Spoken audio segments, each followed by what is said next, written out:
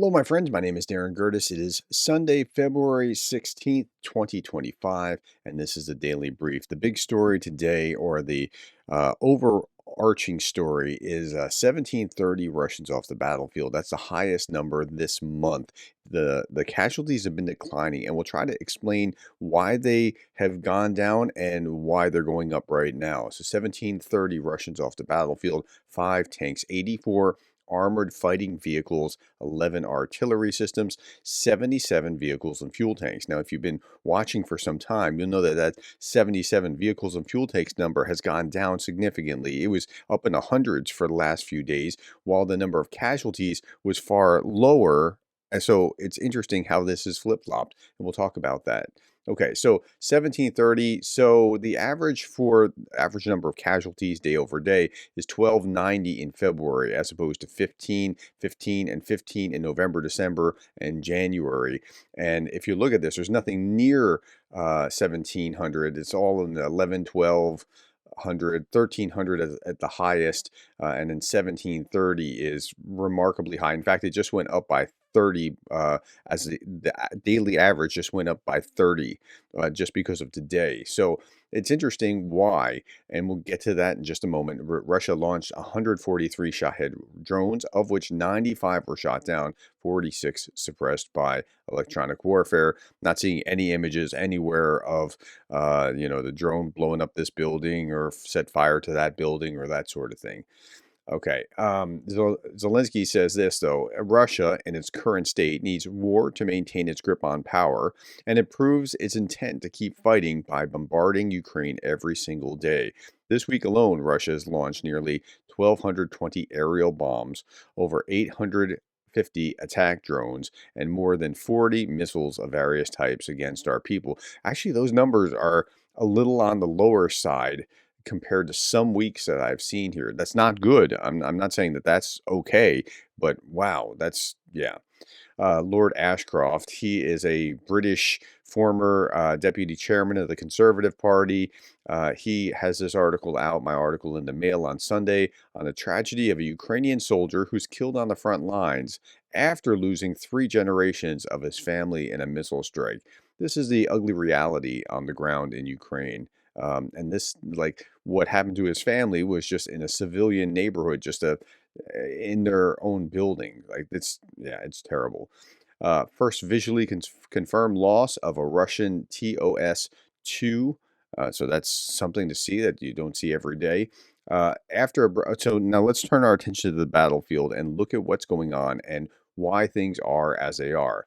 After a brief lull, Russian forces intensified attacks, launching 8 assaults, including near the Antonivsky Bridge and a destroyed railway crossing.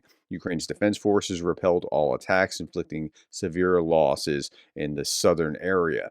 But it's not the southern area that we're normally focusing on. We're normally focusing on Pokrovsk. Before we get to Pokrovsk, let's try to understand why the lull and then why it's going back up. So Russians spent a significant amount of time, close to 2 weeks, I reckon, to rotate in fresh troops and build up forces necessary for an attack. So if that's what's happened, that makes some sense of it. So that could be one thing. It took this long to build up such a force on its own, and is enough to show that Russia is weakening overall, because it shouldn't take that long in order to do that. You should be able to do that in a much more manageable way. But there's more to the story than that. Let's look at Pokrovsk.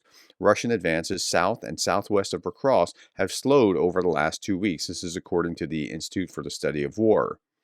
And indications that Russian military command may prioritize offensive operations against Konstantinivka, the southernmost point of Ukraine's fortress belt in the Donetsk Oblast, in the spring and summer of 2025. I've heard that before, and so that seems like that may be what's happening. Maybe they're moving troops or something, that sort of thing. Russian advances may be slowing south of Pokrovsk due to degradation among frontline Russian units and intensified Ukrainian drone operations in the area. I talked about that just yesterday. Okay, it looks like they have the drones. They're coordinating the drones in such a way that they have drones like close. I don't even know what the term is. Close support. close aerial support or something like that, like what a warthog would be to in the past. You have drones that are just keeping a few kilometers between the Russians and the Ukrainians. You just can't attack under those conditions.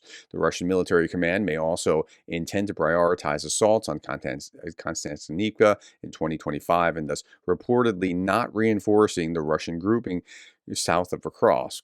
Okay, that might be it, but there's also other explanatory notes here.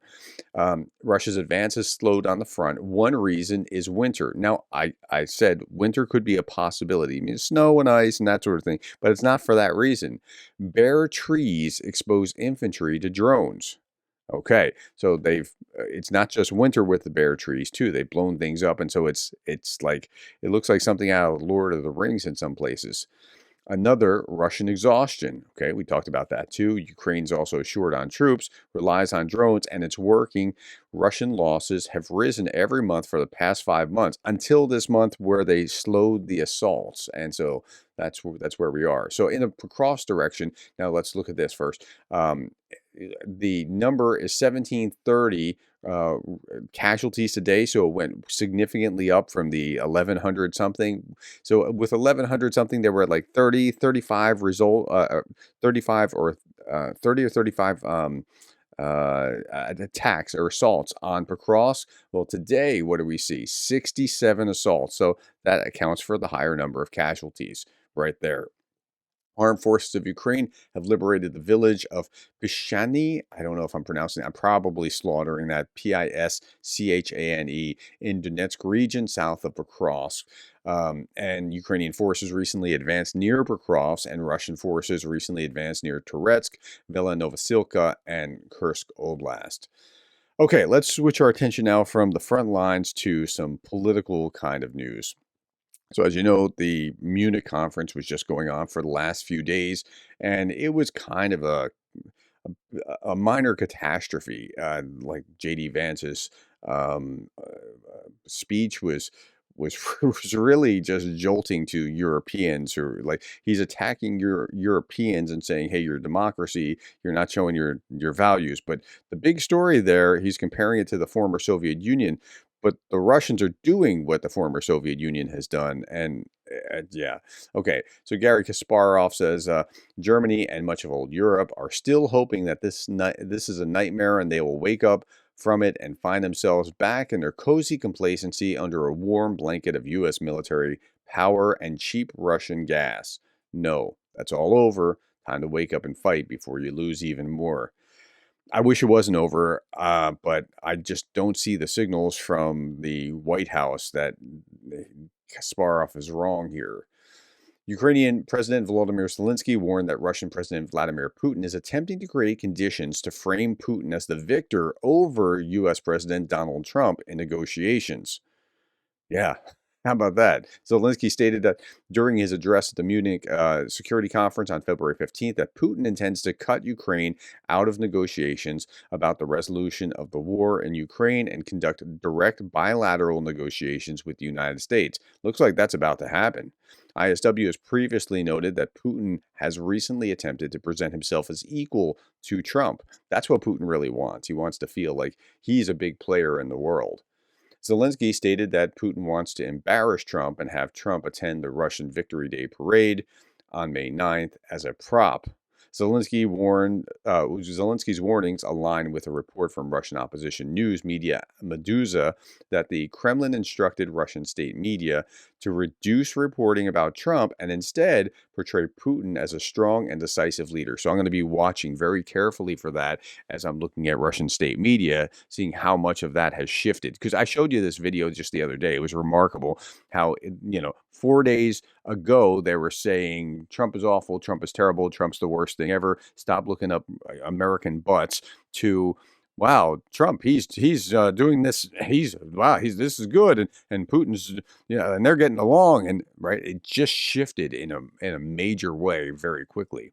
Okay, Ukrainian and U.S. officials continue to provide details on upcoming peace negotiations to end the war. Zelensky told Newsmax on February 15th that Russian forces, at minimum, need to withdraw from pre-full-scale invasion front line and reiterated his commitment to ending the war in 2025.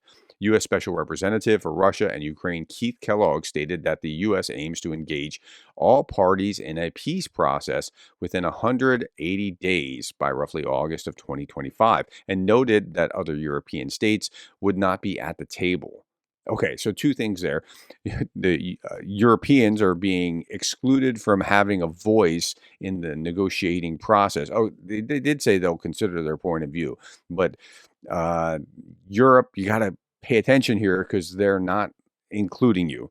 Okay, so yeah, you should be thinking through this here. The second thing is within 180 days. Wait a minute. I thought so. Remember, it was supposed to be within 24 hours. So 24 hours became a month, and a month became 3 months, and 3 months became 180 days. I'm not concerned about that. I actually think it's a good thing that it's further down the line because what you don't want to do is get a hasty peace that's going to be a terrible deal. You just don't want to go down that path. J.D. Vance's Munich Security Conference speech has gone down well. This is Steve Rosenberg. It's gone down well in Moscow. Okay, so the headlines, and he goes through the headlines in Russian newspapers and tries to see what they're thinking, kind of like what I do with the looking at RT and looking at like um, trying to understand why propagandists are saying what they're saying. Okay, so the headline is that humiliated Europe out for the count. Its American master flogged its old vassals. That's the headline in Russia. So that's the way that they're perceiving this J.D. Vance's speech. And again, I was thinking about this last night as I was going to sleep because this is what I do. And I was thinking, like, if I had a student paper, the student had said the wrong things and plagiarized and used AI, and then I'm correcting punctuation. It seems absurd. No, you said the wrong thing, so you should be getting an F to begin with. You used AI, so you cheated, so you should be getting an F to begin with. Why am I correcting the punctuation? No, you got the punctuation wrong here. Like that's what Vance was focusing on when he's focusing on what he focused on when Russia has rolled over the border in Ukraine, and you can't seem to see that that's the issue, not that the Georgians didn't have their election or called off their election because of the TikTok thing with Gerdes. It's so frustrating to see. Okay, Igor Shishko posted this. I thought it was interesting. History of U.S. relations resets. 1991, Bush's reset. 1994, Russia invades Chechnya. 1996, Russia loses in Chechnya. 1997, Clinton reset. In 1999, Russia invades Chechnya. 2001, Bush reset. 2009, Russia defeats Chechnya. 2009, Obama reset. 2014, Russia invades Ukraine. Now, there's a gap between 2014 and 2025. In those intermediate years, that was the end of the Obama term after 2014. Obama was in office in 2014. Then Trump comes into office, and then after Trump was Biden, and in 2022, what happened there? So it left a little bit out, but the point was that these resets don't work, and why we're trying to reset again, it's just you just have to realize that there's something different there. Okay, but my love of drones. Look at that. That drone's in the water and just popped out of the water. Yeah, this is really interesting. Ukrainian drones can hide underwater and attack from depths. That's amazing to my mind. Quadcopter lands on water, sinks, and then launches its rotors and rises in the air again. Ukrainian radio technology specialist showed. That's pretty wild. Okay, some other things. Chained robot dog. This was an RT, but chained robot dog in Japan programmed to attack visitors at an exhibit. Unsettling, or is this the future? What do you think is going on here? That's wow. Okay. Um, this is Darth Putin. Today marks the high point of 2022's poorly aged invasion takes. So we have things like this. Maria Zakharova saying, this week we witnessed a culmination of misinformation campaign launched by the West on Russia's mythical invasion of Ukraine. Meanwhile, at NATO continues to pump weapons into Ukraine under the information that they've created. And he shows a number of articles here that are saying, hey, look, Russia's on the border. They may very well invade. And yeah, or this little gem, February 16th, 2022. Well, we're here, February 16th, Russian Invasion Day. Seems quiet. Well, Yeah, if you look at what's happened after that, it's not really, I mean, very quiet. Hmm. All right, and this is what it's all about, my friends. Instead of 1,000 words, here's an image of the much awaited meeting of a Ukrainian defender with his little daughter, and the family's puppy can't hide its happiness either.